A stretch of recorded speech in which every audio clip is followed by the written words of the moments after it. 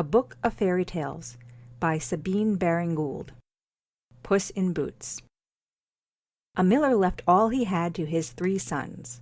To the eldest he gave the mill, to the second he gave the ass, to the third the cat. Very sad was the youngest over what fell to him. The 2 eldest were not kind. They managed very well together. The first ground the corn into flour, and the second took it about in sacks on the ass and sold it. But the third could do nothing with the cat but keep the mill clear of rats and mice. One day he said, "I am very much alone and very poor in the world, and I live on the charity of my brothers. They will soon turn me out, and then I shall die of hunger and cold whenever my cat has devoured the last mouse." The cat heard him, came and rubbed himself against his legs, and said, "Do not be troubled, dear master. Have a pair of boots made for me, and give me a sack, and you will soon see that you are better off with me than are your brothers with the mill and the ass." The young man had got a piece of gold in his pocket. It was all the money he had. He spent that in getting a pair of very handsome boots for his cat, and he also got a sack as Puss required. When the cat had got what he asked for, then he drew on his boots, they were topped with crimson leather, and he threw the sack over his shoulder and went away to a warren where there were many rabbits. Then he put some sow thistles and some bran at the bottom of the sack, and throwing himself down as though he were dead, he waited till some foolish young rabbit should come and be snared. Nor had he long to wait, for very soon a silly bunny came up, and attracted by what was in the sack, went in. Then the cat drew the cords that shut the neck of the sack and killed the rabbit. Very proud of what he had done, he went to the king's palace and asked to speak with his majesty. He was readily admitted, when, marching in his boots to the foot of the throne, he made a profound bow, and throwing down the rabbit on the steps of the dais, said, "Sire, the Marquess of Carabas has enjoined me to present you with a rabbit from his warren. With onion sauce, boiled, your majesty will find it excellent." "Tell your master," answered the king, "that he could hardly have afforded me a greater pleasure. My cook never dreams of sending me up rabbit, on which I dote. Thank him cordially from me." Next day the cat concealed himself in the standing corn, with his sack open. Soon 2 partridges entered. He drew the strings and caught them. Then again he went to the palace and presented them to the king in the name of his master, the Marquess of Carabas. The king was delighted, and ordered that the messenger should be given something to drink. The cat asked for a saucerful of milk. He touched nothing stronger, said he, on principle he was a teetotaler. The cat continued his course. He caught in like manner pheasant, woodcock, snipe, teal, wild duck, fieldfare, and kept the palace larder pretty well supplied with game during the season. One day, when the cat knew that the king was going out a drive beside the river, along with his daughter, who was the loveliest princess in the world and heir to his throne, the cat said to his master, "If you will follow my advice, your fortune is made. You have but to bathe in the river at the spot I shall point out to you, and leave the rest to me." The young fellow did as was advised without understanding what was the purpose of the cat. Whilst he was in the water, the carriage of the king drew near. It was gilded and had glass windows, and was drawn by cream-colored horses with gold and red trappings. The cat now began to run up and down the bank, screaming, "Help! Help! My master, the Marquess of Carabas, will be drowned." The king, hearing the cries, put his head out of the window and bade the coachman draw up. Then he recognized the cat, which had brought him so many good things. He called the cat to the carriage side and asked what distressed him. "Sire," answered the cat, "whilst the most noble, the Marquess of Carabas, has been bathing, some thieves have run away with his clothes. I am afraid if he remains much longer in the water he may have cramp and go under." In fact, the cat had carried away his master's poor, mean garments, and had hidden them under a stone. The king, who was not merely compassionate, but also generous, and not above feeling gratitude for services rendered, at once ordered his attendants to go back to the palace for the most splendid suit they could find. "I believe," said the king, "there is a very fine suit made for me some 20 years ago, when I was a-courting. I was then less corpulent than at present. You will find it in the lower right-hand drawer of the mahogany chest. I have little doubt it will fit the Marquess to a nicety. That is, if he is a graceful man. I was immensely graceful 20 years ago."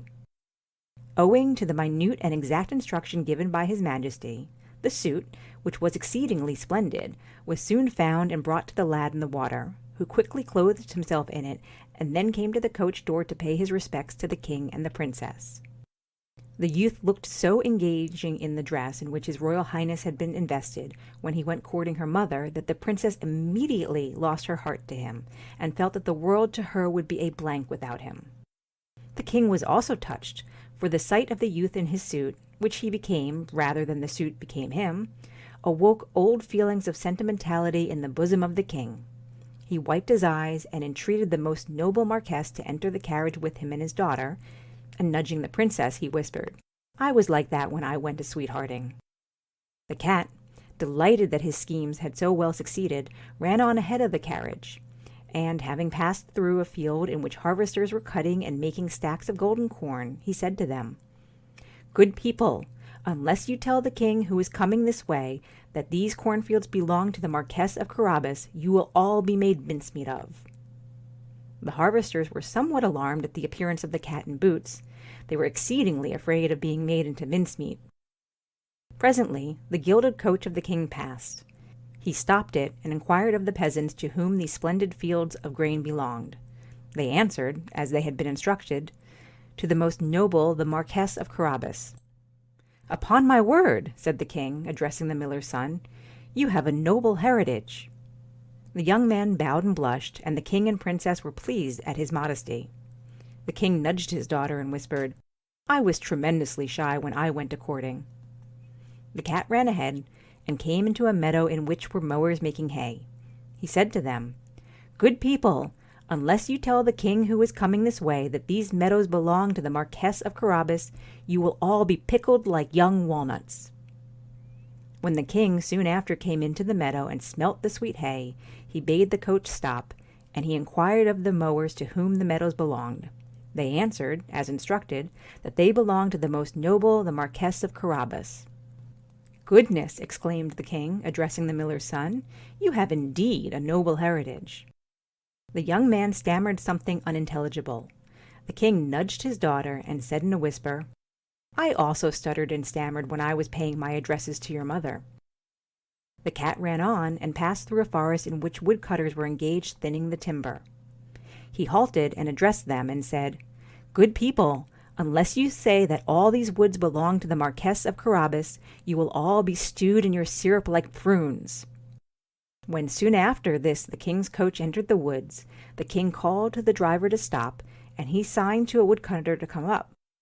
He asked him whose forests these were, and he replied that they belonged to the most noble, the Marquess of Carabas. "Well, I never!" exclaimed the king to the miller's son.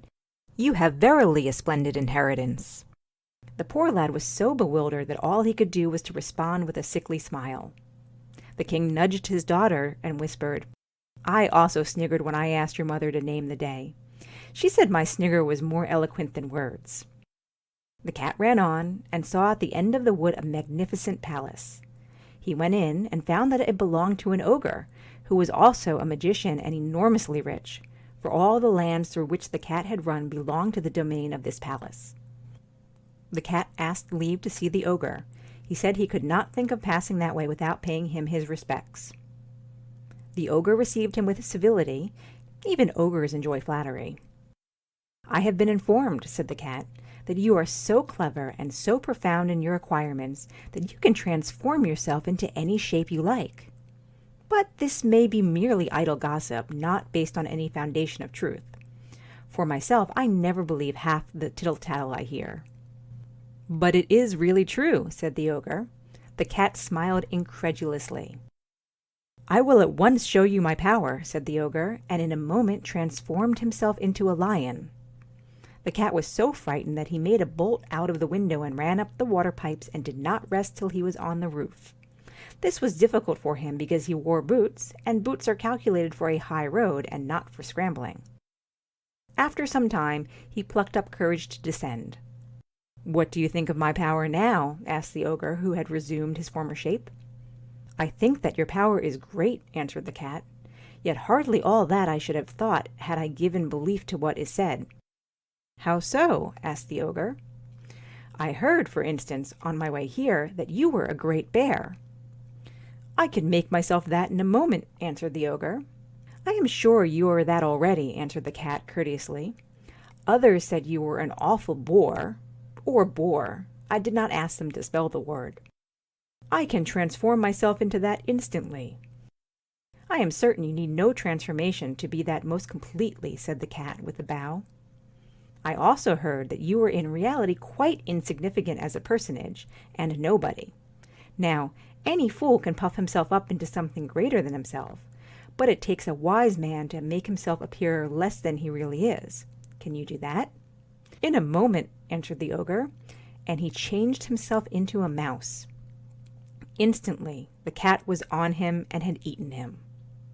Then he walked to the gate of the palace and arrived there just as the royal carriage drove up. "I wonder whose magnificent palace this is," said the king.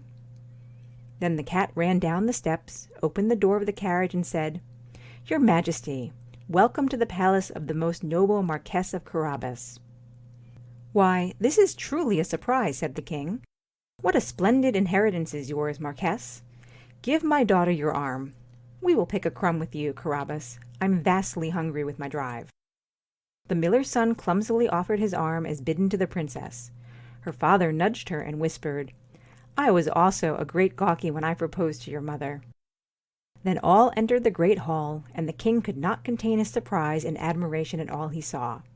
The cat ran down into the kitchen and ordered up a cold collation, and into the cellars where he chose out the best wines. And the king said he had never enjoyed his victuals so heartily as that day. Then turning to the miller's son, he said, "If you like, Carabas, you shall be my son-in-law. Say, 'I adore you, will you be mine?' to the princess. I did that when I solicited the hand of her mother."